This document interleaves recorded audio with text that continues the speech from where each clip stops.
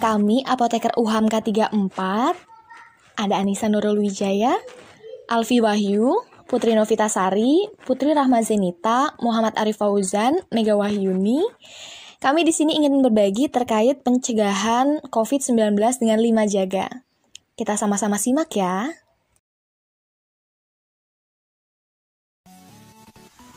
Assalamualaikum warahmatullahi wabarakatuh. Para kader kesehatan yang saya hormati, puji syukur kita panjatkan kehadirat Allah Subhanahu wa Ta'ala yang telah memberikan kita kesempatan, kesehatan, dan mengizinkan kita untuk dapat berkumpul. Saya, Anissa Nurul Wijaya beserta rekan-rekan mengucapkan terima kasih atas kehadirannya di tempat ini. Akhir-akhir ini, kita sering mendengar dan merasakan efek meluasnya COVID-19 atau Coronavirus Disease 2019. Tercatat, Indonesia melaporkan kasus pertamanya pada tanggal 2 Maret tahun 2020 sebanyak 2 kasus terkonfirmasi. Sebenarnya, bagaimana sih situasi terkini di Indonesia terkait COVID-19? Melalui laman perkembangan kasus Coronavirus Disease COVID-19 menggunakan sumber data WHO dan Kemenkes per tanggal 30 Oktober tahun 2020, total kasus terkonfirmasi yaitu 44 juta kasus dengan 1.178.000 kematian di 217 negara terjangkit dan 179 negara transmisi lokal. Novel coronavirus adalah virus baru penyebab penyakit saluran pernafasan bernama COVID-19. Virus ini berasal dari China yang merupakan satu keluarga dengan virus penyebab SARS dan MERS. Virus ini dapat dideteksi dalam darah manusia atau dengan menggunakan teknologi PCR. Badan Kesehatan Dunia atau WHO mengkategorikan virus ini sebagai pandemi global. Hal ini disebabkan karena virus ini telah menyebar di seluruh dunia dengan waktu yang relatif cepat. Untuk gejala COVID-19, secara umum berupa demam 38 derajat Celcius, batuk kering, pilek, sesak nafas, sakit tenggorokan, dan letih lesu. Bagaimana manusia bisa terinfeksi COVID-19? Seseorang dapat terinfeksi COVID-19 tidak melalui udara, melainkan penyakit ini dapat menyebar melalui tetesan kecil atau droplet dari hidung atau mulut pada saat batuk atau bersin. Droplet tersebut kemudian jatuh pada benda di sekitar, kemudian jika ada orang lain menyentuh benda yang sudah terkontaminasi dengan droplet tersebut, lalu orang tersebut menyentuh mata, hidung, atau area wajah, maka orang itu dapat terinfeksi COVID-19. Atau bisa juga seseorang terinfeksi COVID-19 ketika tanpa sengaja menghirup droplet dari penderita. Nah, hal inilah yang menyebabkan mengapa kita penting untuk menjaga jarak hingga kurang lebih 1-2 meter dari orang yang sedang sakit. Apakah sudah ada vaksin untuk COVID-19? Sudah ada. Namun, masih dalam pengembangan atau uji coba. Siapa saja yang beresiko terinfeksi COVID-19? Orang yang tinggal atau berpergian di daerah di mana virus COVID-19 bersirkulasi sangat mungkin beresiko terinfeksi. Mereka yang terinfeksi adalah orang-orang yang dalam 14 hari sebelum muncul gejala melakukan perjalanan dari negara terjangkit, atau yang kontak erat seperti anggota keluarga, rekan kerja, atau tenaga medis yang merawat pasien sebelum mereka tahu bahwa pasien tersebut terinfeksi COVID-19. Petugas kesehatan pun yang merawat pasien terinfeksi COVID-19 beresiko lebih tinggi dan harus konsisten melindungi diri mereka sendiri dengan prosedur pencegahan dan pengendalian infeksi yang tepat. Lalu, siapakah yang lebih rentan terinfeksi coronavirus? Apakah orang yang lebih tua atau orang yang lebih muda? Orang yang terinfeksi COVID-19, influenza, batuk biasa akan mengalami gejala infeksi saluran pernafasan yang sama, seperti demam, batuk, dan pilek. Walaupun gejalanya sama, tapi penyebab virusnya berbeda-beda, sehingga kita sulit untuk mengidentifikasi masing-masing penyakit tersebut. Tidak ada batasan usia orang-orang yang dapat terinfeksi oleh coronavirus ini. Namun, Orang yang lebih tua dan orang-orang dengan kondisi medis pembawa yang sudah ada sebelumnya seperti asma, diabetes, penyakit jantung, atau tekanan darah tinggi akan jauh lebih rentan untuk menderita COVID-19. Terkait pencegahannya, kami akan menjelaskan lebih mendalam. Ya, mencegah lebih baik daripada mengobati. Menjadi solusi paling efektif dengan banyak keuntungan dalam penanganan COVID-19 dibandingkan mengobatinya. Namun, rekan-rekan tidak perlu resah dan panik. Untuk menghadapinya, kita harus tetap tenang dan turut serta dalam ikut melakukan pencegahan penyebaran virus corona dengan 5 jaga. Nah, yang pertama, menjaga jarak. Hindari kontak fisik dengan orang lain, termasuk berjabat tangan dan berpelukan saat bertemu. Menjaga jarak minimal 1-2 meter dari orang lain. Dan sebisa mungkin hindari tempat-tempat ramai ataupun kerumunan ataupun tempat-tempat umum. Dan bila memungkinkan, dapat bekerja dari rumah. Namun, jika tidak memungkinkan bekerja dari rumah, tidak perlu juga untuk berkeluh kesah. Yang terpenting adalah kita tetap menjaga keamanan diri kita dan menjaga jarak selama di perjalanan dan di kantornya.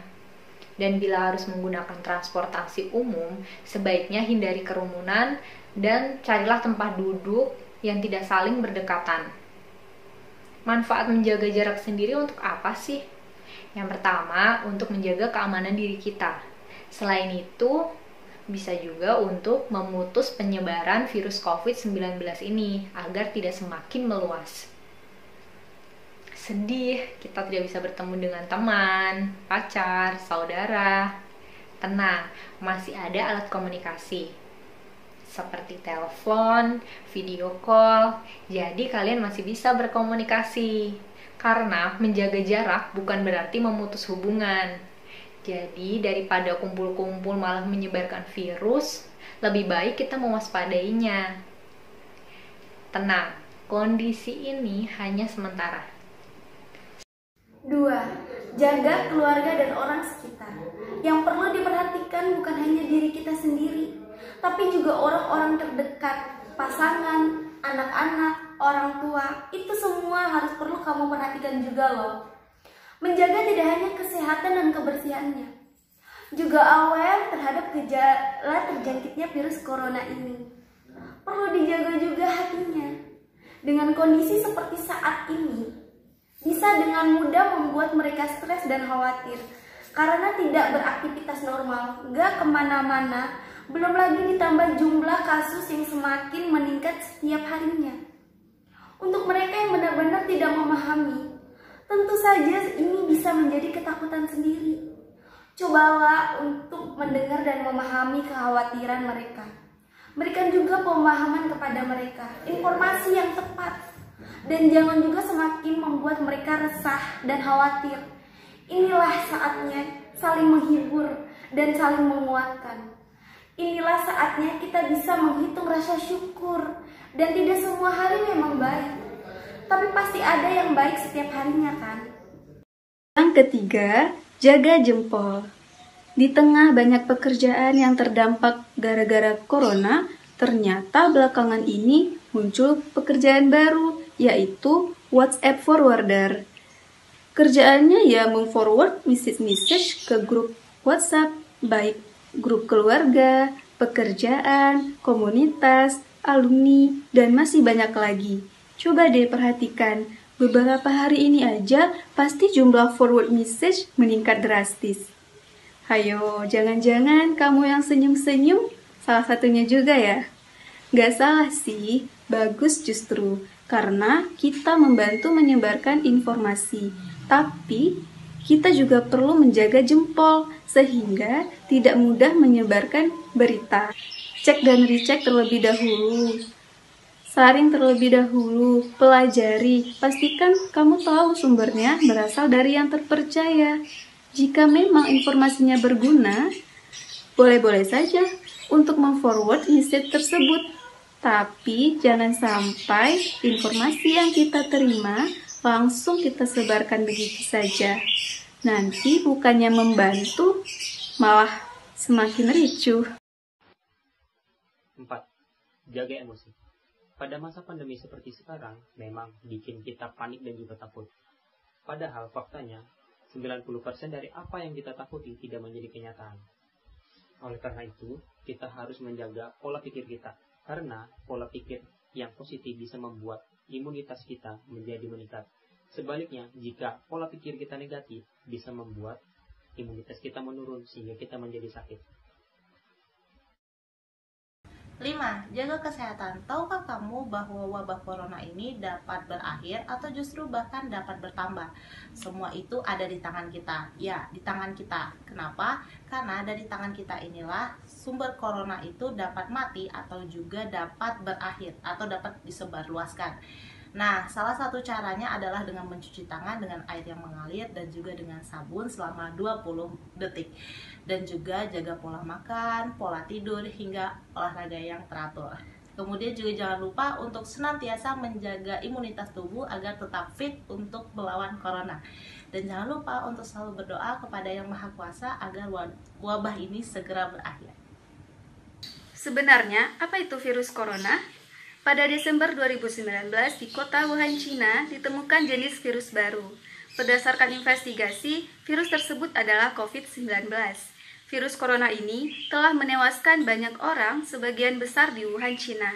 Virus corona ini sendiri adalah keluarga besar virus yang menyebabkan penyakit mulai dari flu biasa hingga penyakit yang lebih parah seperti sindrom pernapasan Timur Tengah yang disebut dengan virus MERS yang terjadi di Arab Saudi pada tahun 2012, dan juga sindrom pernapasan akut disebut dengan virus SARS yang terjadi di Cina pada tahun 2003. Lalu jenis virus corona yang baru ditemukan menyebabkan penyakit COVID-19. Menurut berbagai informasi, beberapa jenis virus corona terdapat di beberapa hewan yang hingga saat ini belum menginfeksi manusia. COVID-19 adalah sebuah penyakit infeksi yang disebabkan oleh virus jenis baru yang sebelumnya tidak diidentifikasi pada manusia. Virus dan penyakit baru ini tidak diketahui sebelum akhirnya mewabah di Wuhan, China pada Desember 2019. Bagaimana gejala COVID-19? Gejala dapat muncul dalam waktu 1 hingga 14 hari setelah terpapar virus. Gejala paling umum adalah demam, sakit kepala, sakit tenggorokan, batuk pilek, dan sebagian orang bisa sulit bernapas. Gejala-gejala tersebut biasanya muncul secara bertahap. Sebagian orang bisa saja terinfeksi tanpa mengeluhkan gejala apapun. Sekitar 1 dari 6 orang yang terdiagnosis COVID-19 dapat mengalami sakit parah dan kesulitan bernapas. Orang dengan usia lanjut dan orang-orang dengan riwayat penyakit seperti darah tinggi, jantung, atau diabetes mempunyai risiko lebih besar untuk mengalami keluhan yang serius. Dalam kasus parah dapat terjadi penyakit yang menyerang paru-paru serta kegagalan organ tubuh hingga kematian. Jika Bapak Ibu mengalami keluhan tersebut atau baru saja kembali dari Cina atau daerah lain yang positif terinfeksi, segera periksakanlah ke dokter. Lalu, bagaimana penularan COVID-19? Penularan dapat terjadi melalui sebagian kecil dari air liur yang ditularkan dari seseorang yang terinfeksi ketika batuk ataupun bersin. Nah, apa yang bisa kita lakukan untuk melindungi dan mencegah dari penularan COVID-19 ini? Cara paling baik untuk mencegah infeksinya adalah dengan menghindari paparan virus tersebut. Hal-hal yang bisa Bapak Ibu lakukan diantaranya, yang pertama, jaga jarak. Hindari kerumunan, juga hindari kontak fisik dengan orang lain, termasuk menjabat tangan, apalagi memeluk dan cipika-cipiki. Kalau bisa bahkan jangan bepergian ke tempat-tempat umum. Yang kedua, jaga anggota keluarga dan orang sekitar. Beri pemahaman informasi yang tepat, karena untuk mereka yang tidak benar-benar memahami, tentu saja ini menjadi ketakutan sendiri, khawatir bahkan resah. Yang ketiga, jaga jempol. Sampaikan informasi dari sumber-sumber yang terpercaya. Yang keempat, jaga emosi, tetap tenang dan berpikir positif. Wajar kalau takut, tapi jangan jadi semakin panik. Dan yang terakhir adalah jaga kesehatan. Pakai masker dengan benar, cuci tangan dengan sabun, jaga pola makan dan olahraga minimal sehari 40-60 menit. Nah, itu tadi penjelasan mengenai virus corona dan cara pencegahannya.